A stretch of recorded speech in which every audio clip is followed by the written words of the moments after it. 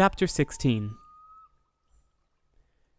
As no objection was made to the young people's engagement with their aunt, and all Mr. Collins' scruples of leaving Mr. and Mrs. Bennet for a single evening during his visit were most steadily resisted, the coach conveyed him and his 5 cousins at a suitable hour to Meryton, and the girls had the pleasure of hearing, as they entered the drawing-room, that Mr. Wickham had accepted their uncle's invitation and was then in the house.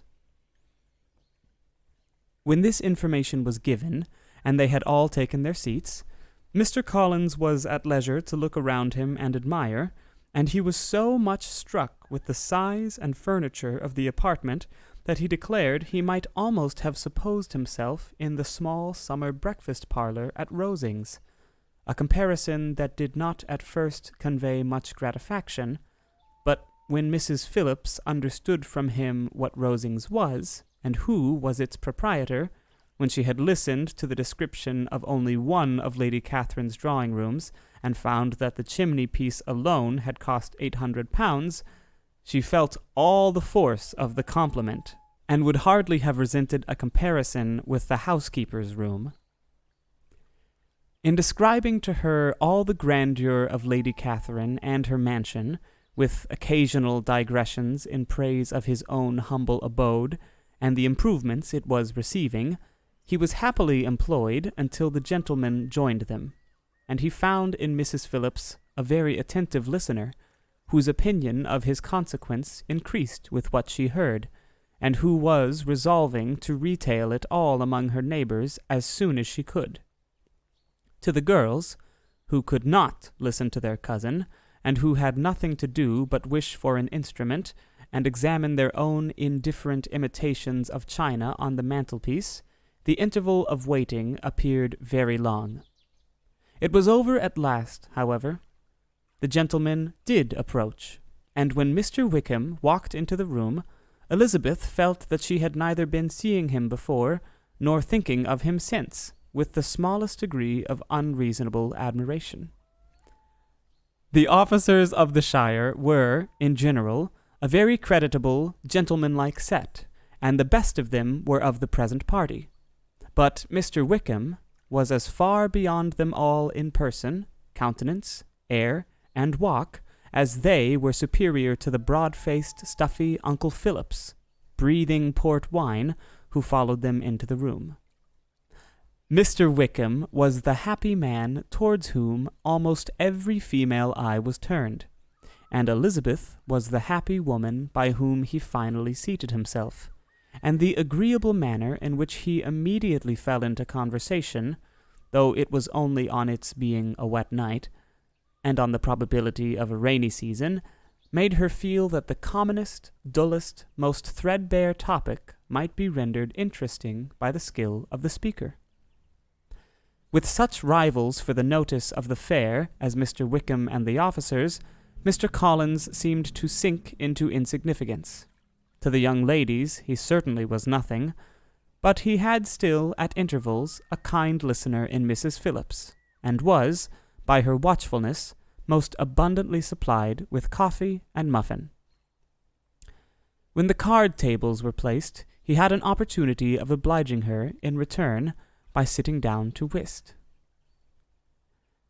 I know very little of the game at present," said he, "but I shall be glad to improve myself, for in my situation of life—" Mrs. Phillips was very thankful for his compliance, but could not wait for his reason. Mr. Wickham did not play at whist, and with ready delight was he received at the other table between Elizabeth and Lydia.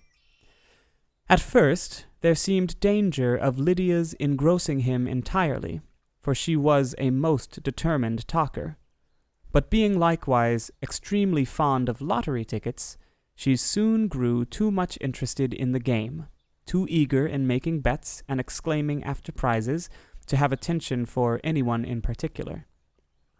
Allowing for the common demands of the game, Mr. Wickham was therefore at leisure to talk to Elizabeth, and she was very willing to hear him, though what she chiefly wished to hear she could not hope to be told, the history of his acquaintance with Mr. Darcy. She dared not even mention that gentleman.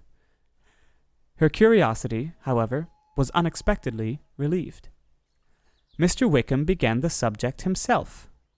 He inquired how far Netherfield was from Meryton, and, after receiving her answer, asked in a hesitating manner how long Mr. Darcy had been staying there. "About a month," said Elizabeth, and then, unwilling to let the subject drop, added, "He is a man of very large property in Derbyshire, I understand." "Yes," replied Wickham. "His estate there is a noble one, a clear 10,000 per annum. You could not have met with a person more capable of giving you certain information on that head than myself, for I have been connected with his family in a particular manner from my infancy." Elizabeth could not but look surprised. "You may well be surprised, Miss Bennet, at such an assertion, after seeing, as you probably might, the very cold manner of our meeting yesterday. Are you much acquainted with Mr. Darcy?" "As much as I ever wished to be," cried Elizabeth warmly. "I have spent 4 days in the same house with him, and I think him very disagreeable." "I have no right to give my opinion," said Wickham, "as to his being agreeable or otherwise. I am not qualified to form one. I have known him too long and too well to be a fair judge. It is impossible for me to be impartial. But I believe your opinion of him would in general astonish, and perhaps you would not express it quite so strongly anywhere else. Here you are in your own family." "Upon my word, I say no more here than I might say in any house in the neighborhood, except Netherfield. He is not at all like in Hertfordshire. Everybody is disgusted with his pride. You will not find him more favorably spoken of by anyone."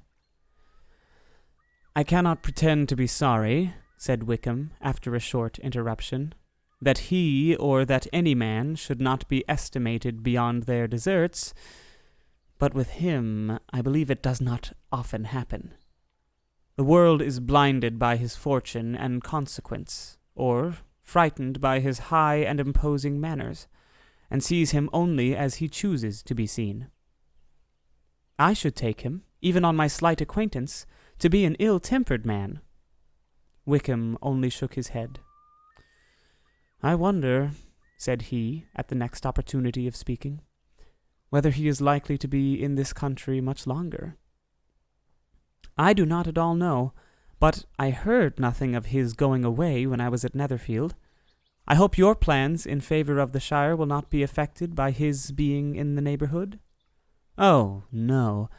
It is not for me to be driven away by Mr. Darcy. If he wishes to avoid seeing me, he must go.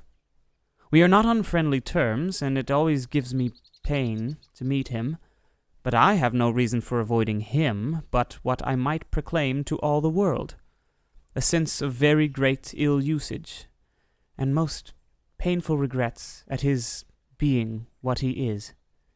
His father, Miss Bennet, the late Mr. Darcy, was one of the best men that ever breathed, and the truest friend I ever had. And I can never be in company with this Mr. Darcy without being grieved to the soul by 1,000 tender recollections. His behavior to myself has been scandalous, but I verily believe I could forgive him anything and everything rather than his disappointing the hopes and disgracing the memory of his father." Elizabeth found the interest of the subject increase, and listened with all her heart, but the delicacy of it prevented further inquiry. Mr. Wickham began to speak on more general topics: Meryton, the neighborhood, the society, appearing highly pleased with all that he had yet seen, and speaking of the latter, especially, with gentle but very intelligible gallantry. "It was the prospect of constant society, and good society," he added, "which was my chief inducement to enter the shire. I know it to be a most respectable, agreeable corps, and my friend Denny tempted me further by his account of their present quarters, and the very great attentions and excellent acquaintance Meryton had procured them. Society, I own, is necessary to me. I have been a disappointed man, and my spirits will not bear solitude. I must have employment and society. A military life is not what I was intended for, but circumstances have now made it eligible. The church ought to have been my profession. I was brought up for the church, and I should at this time have been in possession of a most valuable living, had it pleased the gentleman we were speaking of just now. Indeed? Yes. The late Mr. Darcy bequeathed me the next presentation of the best living in his gift. He was my godfather, and excessively attached to me. I cannot do justice to his kindness. He meant to provide for me amply, and thought he had done it, but when the living fell, it was given elsewhere. Good heavens! Cried Elizabeth. But how could that be? How could his will be disregarded? Why did not you seek legal redress? There was such an informality in the terms of the bequest as to give me no hope from law. A man of honor could not have doubted the intention, but Mr. Darcy chose to doubt it, or to treat it as a merely conditional recommendation, and to assert that I had forfeited all claim to it by extravagance, imprudence, in short, anything or nothing. Certain it is that the living became vacant 2 years ago, exactly as I was of an age to hold it, and that it was given to another man. And no less certain is it that I cannot accuse myself of having really done anything to deserve to lose it. I have a warm, unguarded temper, and I may perhaps have sometimes spoken my opinion of him and to him too freely. I can recall nothing worse. But the fact is that we are very different sort of men, and that he hates me. This is quite shocking. He deserves to be publicly disgraced. Some time or other he will be, but it shall not be by me. Till I can forget his father, I can never defy or expose him. Elizabeth honored him for such feelings, and thought him handsomer than ever as he expressed them. But what, said she, after a pause, can have been his motive? What can have induced him to behave so cruelly? A thorough, determined dislike of me. A dislike which I cannot but attribute in some measure to jealousy. Had the late Mr. Darcy liked me less, his son might have borne with me better, but his father's uncommon attachment to me irritated him, I believe, very early in life. He had not a temper to bear the sort of competition in which we stood, the sort of preference which was often given me. I had not thought Mr. Darcy so bad as this, though I have never liked him. I had not thought so very ill of him. I had supposed him to be despising his fellow creatures in general, but did not suspect him of descending to such malicious revenge, such injustice, such inhumanity as this. After a few minutes' reflection, however, she continued, I do remember his boasting one day, at Netherfield, of the implacability of his resentments, of his having an unforgiving temper. His disposition must be dreadful. I will not trust myself on the subject, replied Wickham. I can hardly be just to him. Elizabeth was again deep in thought, and after a time exclaimed, To treat in such a manner the godson, the friend, the favorite of his father. She could have added, a young man, too, like you, whose very countenance may vouch for your being amiable. But she contented herself with, and one, too, who had probably been his own companion from childhood, connected together, as I think you said, in the closest manner. We were born in the same parish, within the same park. The greatest part of our youth was passed together, inmates of the same house, sharing the same amusements, object of the same parental care. My father began life in the profession which your uncle, Mr. Phillips, appears to do so much credit to, but he gave up everything to be of use to the late Mr. Darcy, and devoted all his time to the care of the Pemberley property. He was most highly esteemed by Mr. Darcy, a most intimate, confidential friend. Mr. Darcy often acknowledged himself to be under the greatest obligations to my father's active superintendence, and when, immediately before my father's death, Mr. Darcy gave him a voluntary promise of providing for me, I am convinced that he felt it to be as much a debt of gratitude to him as of affection to myself. "How strange!" cried Elizabeth. "How abominable! I wonder that the very pride of this Mr. Darcy has not made him just to you, if from no better motive that he should not have been too proud to be dishonest, for dishonesty I must call it." "It is wonderful," replied Wickham, "for almost all his actions may be traced to pride, and pride has often been his best friend. It has connected him nearer with virtue than any other feeling. But we are none of us consistent, and in his behavior to me there were stronger impulses even than pride." "Can such abominable pride as his have ever done him good?" "Yes. It has often led him to be liberal and generous, to give his money freely, to display hospitality, to assist his tenants and relieve the poor. Family pride and filial pride, for he is very proud of what his father was, have done this. Not to appear to disgrace his family, to degenerate from the popular qualities, or lose the influence of the Pemberley house, is a powerful motive.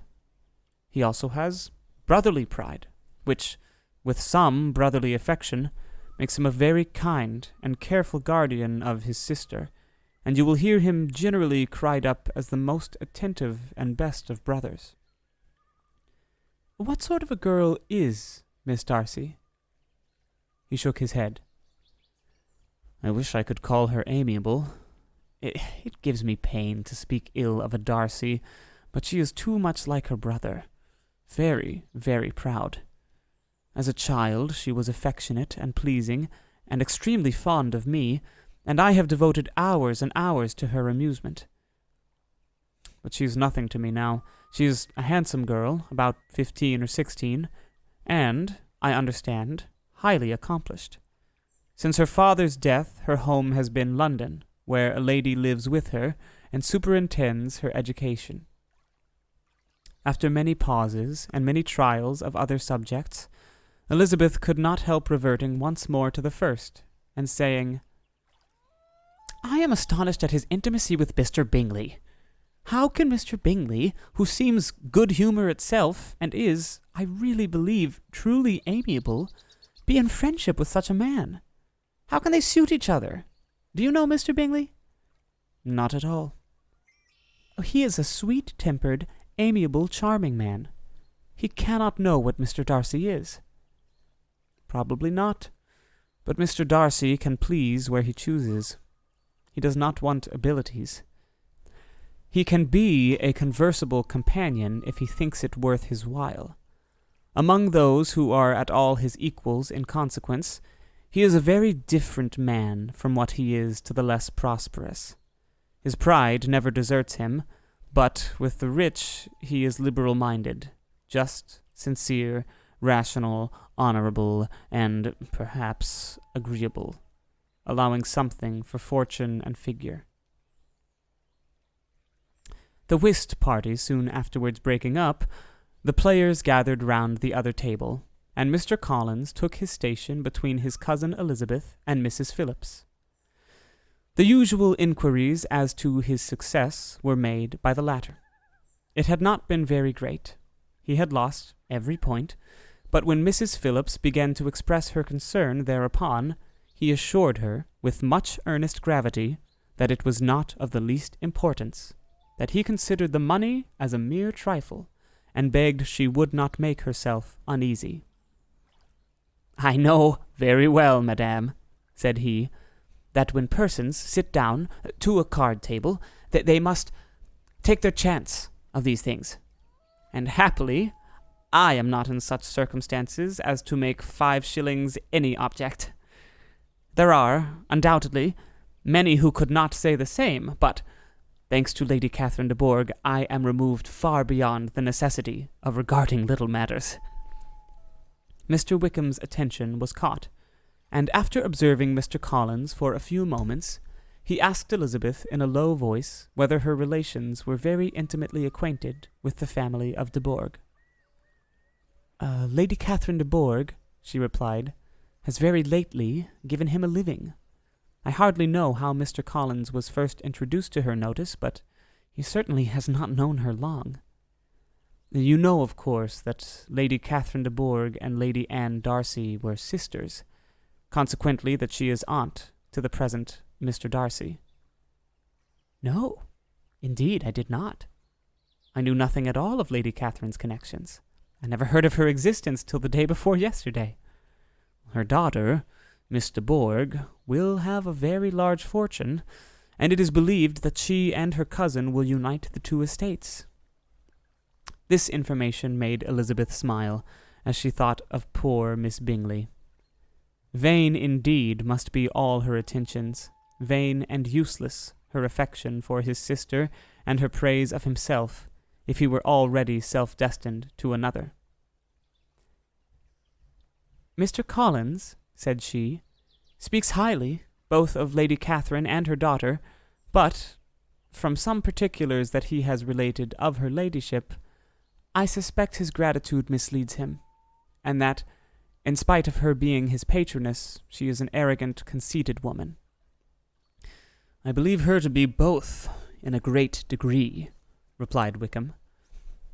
I have not seen her for many years, but I very well remember that I never liked her, and that her manners were dictatorial and insolent. She has the reputation of being remarkably sensible and clever, but I rather believe she derives part of her abilities from her rank and fortune, part from her authoritative manner, and the rest from the pride of her nephew, who chooses that everyone connected with him should have an understanding of the first class. Elizabeth allowed that he had given a very rational account of it, and they continued talking together with mutual satisfaction till supper put an end to cards, and gave the rest of the ladies their share of Mr. Wickham's attentions. There could be no conversation in the noise of Mrs. Phillips's supper party, but his manners recommended him to everybody. Whatever he said was said well, and whatever he did, done gracefully. Elizabeth went away with her head full of him. She could think of nothing but of Mr. Wickham, and of what he had told her all the way home, but there was not time for her even to mention his name as they went, for neither Lydia nor Mr. Collins were once silent. Lydia talked incessantly of lottery tickets, of the fish she had lost and the fish she had won, and Mr. Collins, in describing the civility of Mr. and Mrs. Phillips, protesting that he did not in the least regard his losses at whist, enumerating all the dishes at supper, and repeatedly fearing that he crowded his cousins, had more to say than he could well manage before the carriage stopped at Longbourn House.